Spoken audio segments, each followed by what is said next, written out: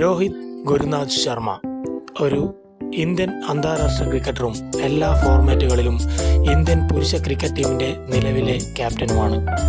തൻ്റെ തലമുറയിലെ ഏറ്റവും മികച്ച ബാറ്റ്സ്മാൻമാരിൽ ഒരാളായും എക്കാലത്തെയും മികച്ച ഓപ്പണിംഗ് ബാറ്റ്സ്മാരിൽ ഒരാളായും കണക്കാക്കപ്പെടുന്നു.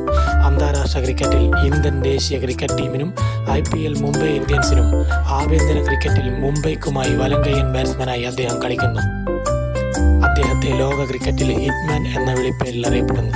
ലോക ക്രിക്കറ്റിൽ തന്നെ ഏറ്റവും മികച്ച പുൾ ഷോട്ട് കളിക്കുന്ന അദ്ദേഹം ഒരു ക്രിക്കറ്റ് ബുക്കിലെ എല്ലാ ഷോട്ടുകളും കൈവശമുള്ള അതിചാരുതയോടെ ഷോട്ടുകൾ കളിക്കുന്ന ഒരാൾ കൂടിയാണ്. രോഹിത് തൻ്റെ നേതൃത്വത്തിൽ മുംബൈ ഇന്ത്യൻസിന് 5 കിരീടങ്ങൾ നേടിയിട്ടുണ്ട്. ഇന്ത്യക്കൊപ്പം 2007 T20 ലോകകപ്പും 2013 ICC ചാമ്പ്യൻസ് ട്രോഫിയും നേടിയ ടീമിൽ അംഗമായിരുന്നു രോഹിത്. 2 ടൂർണമെൻറ്റുകളും ഫൈനലിൽ കളിച്ചു. 2007 T20 ഫൈനലിൽ 16 പന്തിൽ 30 റൺസ് നേടി പുറത്താവാതെ നിന്നു.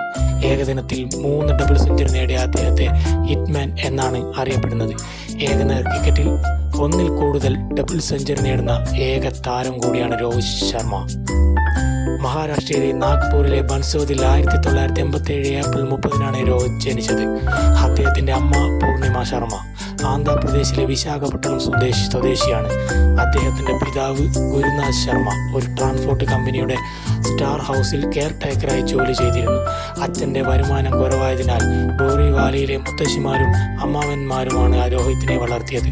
ഡോബിവാലിയിലെ ഒറ്റമുറി വീട്ടിൽ താമസിച്ചിരുന്ന മാതാപിതാക്കളെ അദ്ദേഹം വാരാന്ത്യങ്ങളിൽ മാത്രമേ സന്ദർശിക്കാറുണ്ടായിരുന്നു. അദ്ദേഹത്തിന് ഒരു ഇളയ സഹോദരൻ ഉണ്ട്, പേര് വിശാൽ ശർമ്മ. ലോകം കണ്ട എക്കാലത്തെയും മികച്ച കളിക്കാരിൽ ഒരാളായ രോഹിത് ശർമ്മയുടെ നേതൃത്വത്തിൽ ഇന്ത്യ T20 ലോകകപ്പിനിറങ്ങുമ്പോൾ അദ്ദേഹത്തിൻ്റെ കളി മികവിൽ ഇന്ത്യക്ക് വിജയ സാധ്യത ഏറെയാണ്. ലോകം കണ്ട ഏറ്റവും നല്ല കളിക്കാരിൽ ഒരാളായ രോഹിത് ശർമ്മ T20 ലോകകപ്പുമായി ഇന്ത്യയിലേക്ക് മടങ്ങി വരുമെന്ന് ഇന്ത്യയിലെ മുഴുവൻ ജനങ്ങളും